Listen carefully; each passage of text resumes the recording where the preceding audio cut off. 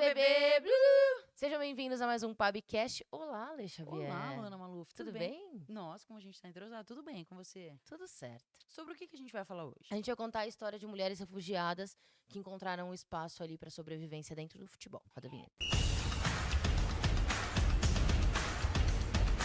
Bom, antes da gente começar a contar a história delas e o que aconteceu no país em que elas nasceram, cresceram e tudo mais. Se inscreve no canal.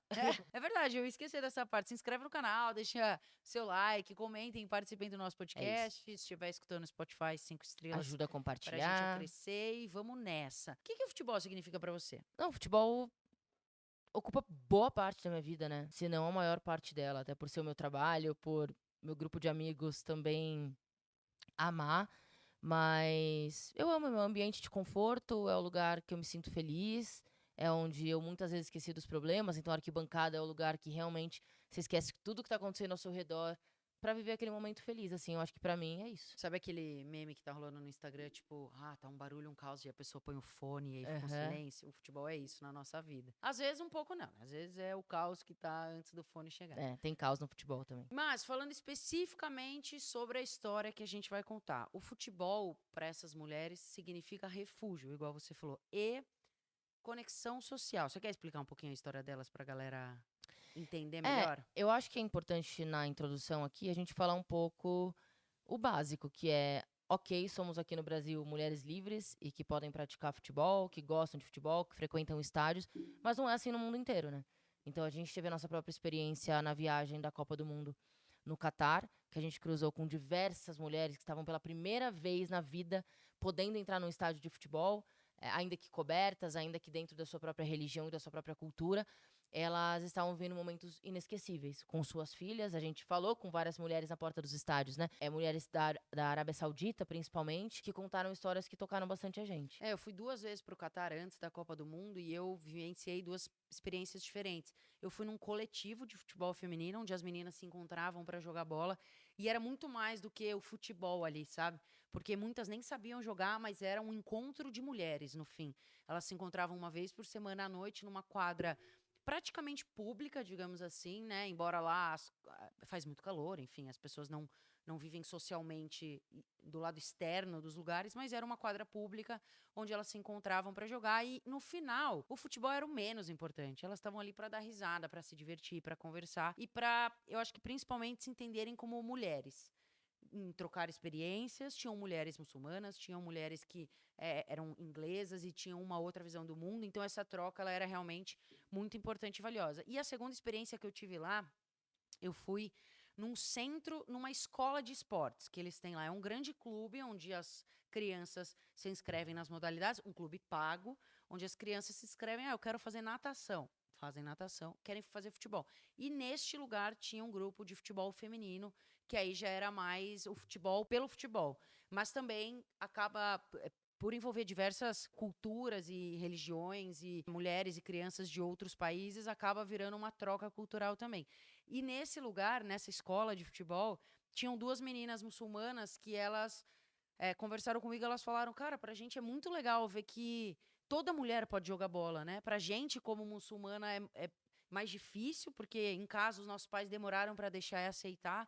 Mas enfim, tava todo mundo ali jogando bola e tudo mais. Então o futebol ele acaba sendo uma conexão social e um refúgio, muitas vezes, de proibições e tudo mais. Com certeza, eu acho que quando a gente afasta um pouco o olhar do futebol profissional só, né, no mundo, a gente consegue encarar o futebol amador, o encontro, o futebol numa praça pública, numa quadra pública, como um caminho para resistência mesmo. Então, para você sobreviver a coisas que acontecem no seu país ou no seu dia a dia, a gente sabe que no mundo inteiro, muitos lugares enfrentam guerras civis, enfrentam golpes militares e situações que a gente aqui não está acostumado. Então, você estar na sua casa e a 10 metros tem bombardeio, enfim, todo dia você acordar com medo de alguma coisa acontecer. Então, essas mulheres, nessas reuniões e nesses encontros, elas se sentem parte de alguma coisa, elas se sentem acolhidas.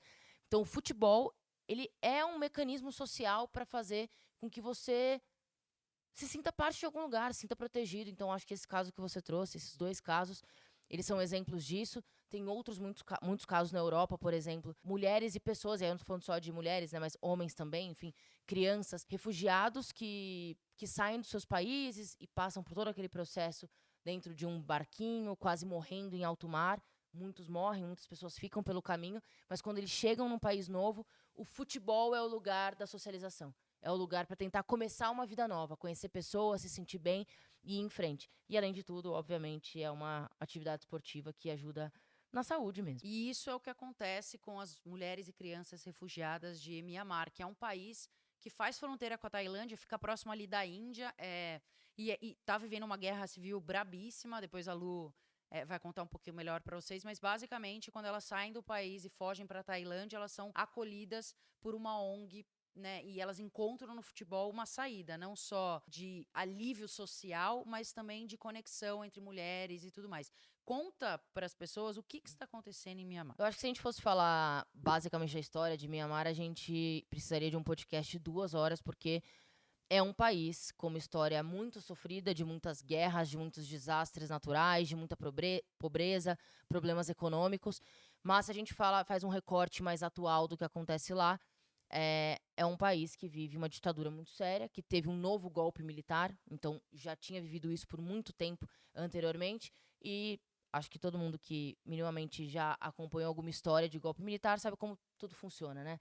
Desde a parte de você não poder ter liberdade individual, liberdade de fala, até a parte realmente mais opressiva do governo, de a questão de pegar em armas e tornar a população refém do seu próprio governo. Tudo isso é muito complexo.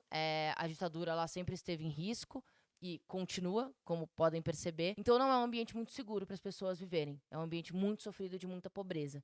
Então essas mulheres que saem de lá, elas saem em busca de uma vida minimamente melhor, em que elas possam dormir e acordar se sentindo seguras minimamente. Bom, então como é que funciona, né? A Play On Side, que é essa ONG, claro, sem fins lucrativos, promove treinos para essas mulheres conseguirem ter uma socialização entre elas, claro, e também com a população local da Tailândia, certo? Eu acho legal a gente destacar que a ideia é justamente fazer com que essas mulheres que não podiam nada no país delas se sintam pertencentes. Então, elas eram proibidas de tantas coisas e aqui Inclusive de jogar futebol. Exato. E aqui na Tailândia, né? Ou melhor, na Tailândia, elas podem ser livres. Elas podem jogar futebol, elas podem sentar e trocar ideia. Inclusive, uma coisa muito legal é isso, né? Depois dos jogos e dos treinos, elas sentam e fazem uma roda com as mulheres para conversar, trocar ideia, cuidar da saúde mental, que é muito importante.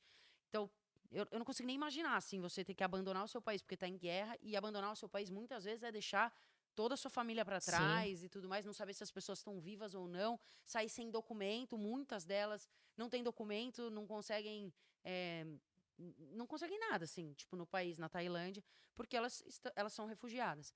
E ali no futebol elas conseguem externar o que elas estão sentindo, o que elas estão passando, e elas são acolhidas, inclusive mentalmente. A saúde mental é muito importante. E a Play On Side cuida disso também. Exatamente. Cerca de 50 mulheres sentam em círculos depois dos treinos para elas conversarem exclusivamente sobre a saúde mental, os problemas que elas enfrentam, porque isso é uma questão muito importante que a Lê trouxe, de quando você abandona o seu país, de quando você se torna uma pessoa refugiada em outro lugar, como você faz para se adaptar, como você faz para fazer parte de uma cultura que você não foi criada, que não é a sua, e ainda que seja próximo, né, Mianmar faz fronteira com a Tailândia, são lugares diferentes. Olhando assim de fora, pode parecer fácil reunir 50 mulheres para jogar bola, mas no começo não foi assim. A Play On Site sofreu bastante. Elas tentavam recrutar as mulheres, mas era muito difícil, porque as escolas onde as meninas estavam sendo abrigadas e acolhidas, quando a Play On Site falava, ó, vai ter futebol e tal, só apareciam meninos, ou quando apareciam meninas, as meninas estavam de calça, não entendiam muito bem se era para elas participarem ou não, até porque elas estavam acostumadas a serem Exato. excluídas das coisas. Então, realmente foi um trabalho de formiguinha que vem crescendo e que está acolhendo e abrigando cada vez mais as mulheres ali. Até porque muitas dessas meninas mais jovens tinham como obstáculo os pais, que vêm de uma cultura mais conservadora, então a questão que faziam de calça, porque elas tinham medo de mostrar as pernas. Mas hoje, essas meninas que fazem parte do Play On Side já jogam de short, já têm uniforme, já ficou uma coisa mais comum para elas. Elas conseguiram passar por essa barreira cultural e de entendimento do que elas poderiam ser naquele lugar, que elas estavam seguras. E até um ponto curioso, né? Tipo, elas foram criadas dessa maneira, então quebrar isso dentro da cabeça delas é muito difícil, mas a partir do momento que a Play On Side consegue também atrair mulheres que são mães.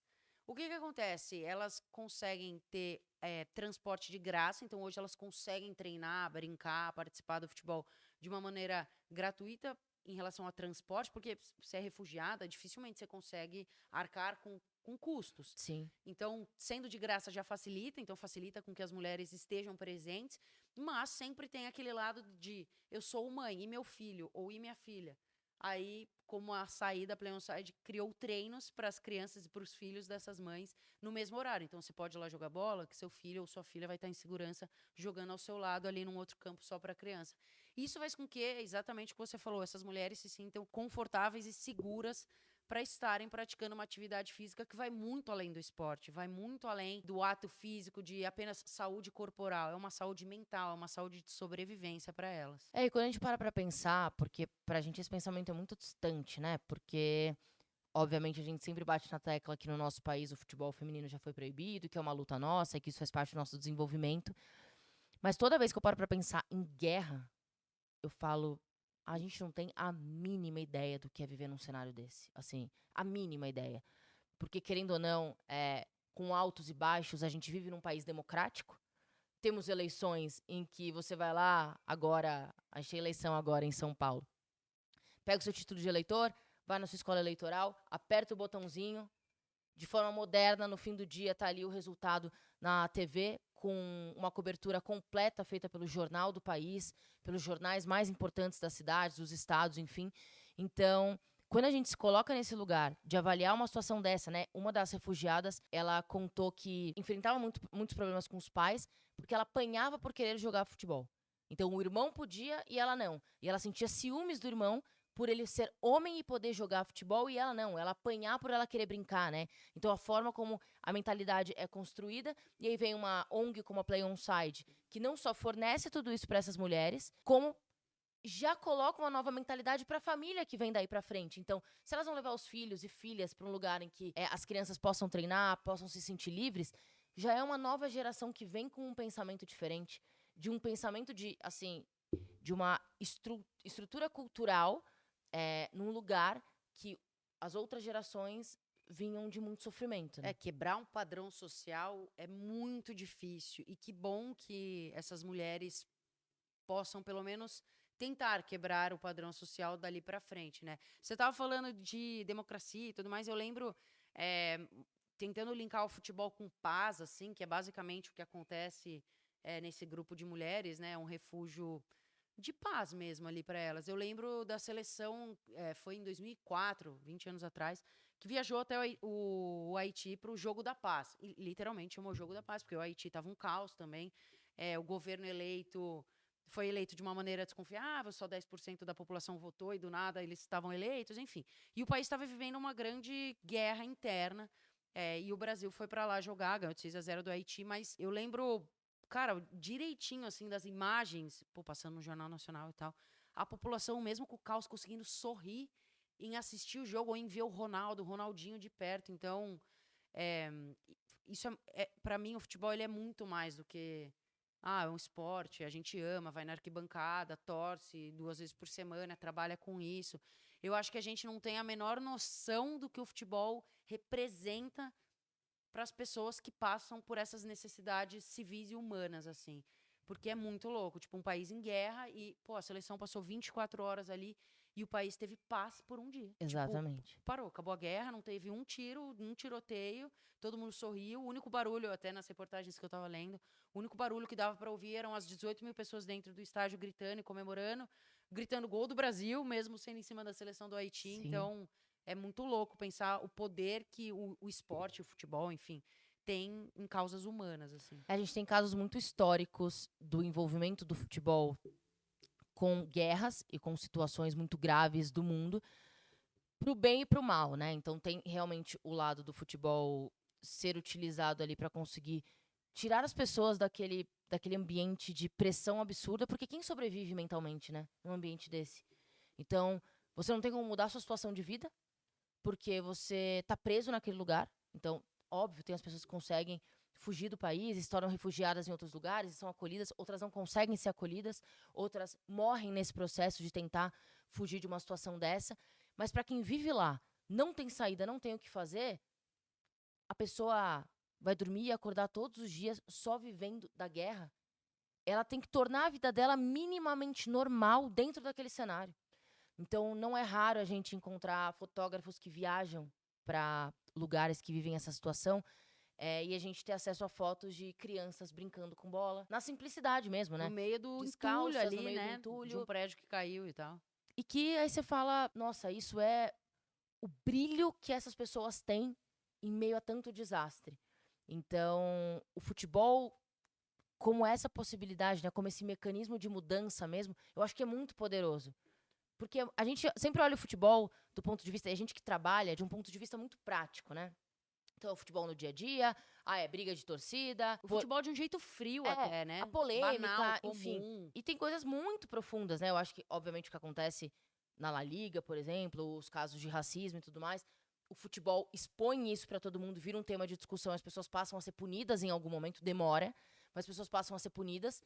E tem o futebol tirando o campo a análise, a estratégia, o nosso trabalho, a televisão no dia a dia, o bate-papo ali no sofazinho da TV. Isso daí é o mínimo, porque o poder do futebol está em outro lugar. O futebol é um objeto de transformação social. E, graças a Deus, mundial, porque é um esporte que é uma linguagem universal. Você consegue entender? Se jogar uma bola para uma criança aqui, ela vai chutar. Se jogar uma bola para uma criança no Haiti, ela vai chutar.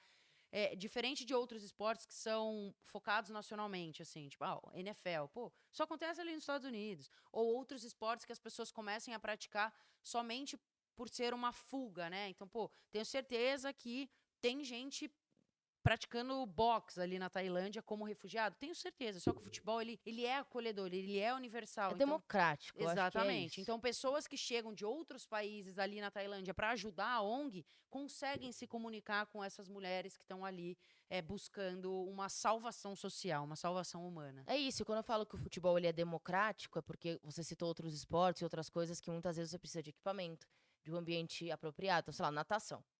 Você precisa de uma piscina para você nadar, né? Para você treinar e você competir. tem que saber nadar, no caso, né? Tipo, você não consegue só chutar uma bola ali de qualquer jeito para brincar e se divertir quando você é criança. O futebol, se você tem uma latinha de refrigerante amassada, se você tem meia... 2 chinelinhos para fazer gol. Você enrola a meia. O futebol, ele é democrático, então ele pode acontecer em qualquer lugar. Ele pode acontecer aqui nessa sala, ele pode acontecer num campo de futebol, ele pode acontecer no meio da rua. Então, eu acho que esse valor que a gente dá, então, quando a gente pega um projeto como esse, como a ONG, como a Play Onside, me traz um negócio aqui dentro de... Nossa, me tira desse lugar do futebol que a gente trabalha. Me tira nesse lugar que é muito pragmático, que é a mesma coisa toda semana. E os jogadores milionários e tudo que o futebol proporciona para os jogadores profissionais e para como tudo é muito bem estruturado e bem feito. As ligas que arrecadam milhões de dinheiros e que premiam, né? Tudo isso fica deste tamanico quando eu vejo que 50 mulheres conseguem reconstituir suas vidas por causa de uma ONG por meio do futebol. E pra mim, assim, o futebol ele é muito importante mundialmente porque ele alimenta sonhos nas crianças. Seja num menino que quer ser o Mbappé ou o Haaland e tudo mais, ou numa menina que quer ser a Marta, ou as meninas que não têm acesso ao futebol feminino, que quer ser o Haaland e sonhos. Isso ali alimenta uma coisa na criança que faz ela buscar algo. Então, numa criança que ela tá... perdida ali, eu digo de sentimento, não tá entendendo nada do que tá acontecendo no país dela, vira e mexe, cai um prédio porque explodiu uma bomba, sei lá. Ela ali no dia dela pega a meinha ou qualquer coisa e a imaginação dela sai dali, sabe? Leva ela para um lugar mais leve e de esperança. Então, é por isso que eu consigo enxergar o futebol como democrático e como...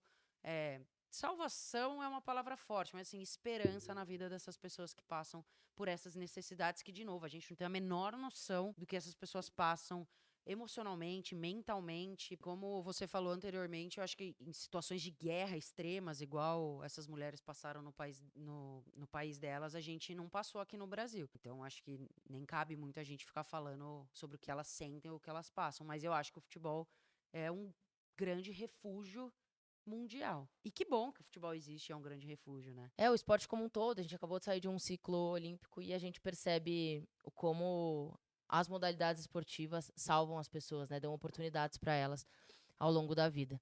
Mas é isso, achei muito legal esse projeto. Eu fiquei muito feliz em ter tido acesso a essa reportagem, a gente viu no Guardian. Eu acho que tem muita representatividade, até porque se inspirar outros lugares a fazerem isso, né? A gente sabe que muitos países da Europa passam por um movimento da extrema-direita tomando o poder novamente. A gente sabe que um dos pensamentos da extrema-direita é não aceitar refugiados, é fechar as passagens e acessos para que pessoas que não são do país não cheguem lá, né? Então, eles pensam o país como um ambiente fechado, né? De nós para nós, não tem espaço para quem vem de fora. Assim, se você vem de um país com guerra, se você vem de uma situação grave, você que lide com os seus problemas. Então, isso é um momento grave que o mundo passa. Então, olhar para um ambiente de acolhimento para pessoas que fogem, que não têm opção nas suas vidas, eu acho muito legal. Eu espero que inspire outros lugares, outros governos e outras pessoas. Inclusive, se vocês souberem de outras histórias legais como essa, comentem aqui, porque a gente gosta realmente de ler, de saber, principalmente se tem a ver com futebol, né? Devem existir projetos muito legais. Você lembra de um projeto, acho que o Lucas, que era personal na Care, ele contou que ficava debaixo de um viaduto? Lembro. É uma vez por semana à noite, não é? Que as meninas jogam bola aqui em São Paulo, se eu não me engano. Eu lembro mesmo, não lembro o nome do projeto, mas enfim, tem vários legais. Então, se vocês souberem de algum, comenta aqui pra gente também ficar sabendo e às vezes contar a história, ou enfim, poder ajudar, ir lá, visitar, etc. Bom, é isso. Esse é um podcast mais curto mesmo, porque foi uma notícia legal que a gente viu, a gente quis dividir com vocês, compartilhar. E aí, se vocês quiserem saber mais, é Play On Side, o nome da ONG, que promove tudo isso. E eu acho que é bem legal dar uma pesquisada, dar uma olhada, porque a intenção é ótima. Se inscreve no canal, deixa seu like, ativa o sininho, comenta. E se você tá no Spotify, deixa 5 estrelas pra gente poder crescer cada vez mais o nosso podcast. Vamos nessa, Lulu? Vamos, é isso. Até semana que vem, Até o pessoal. próximo vídeo. Um beijo. Beijo.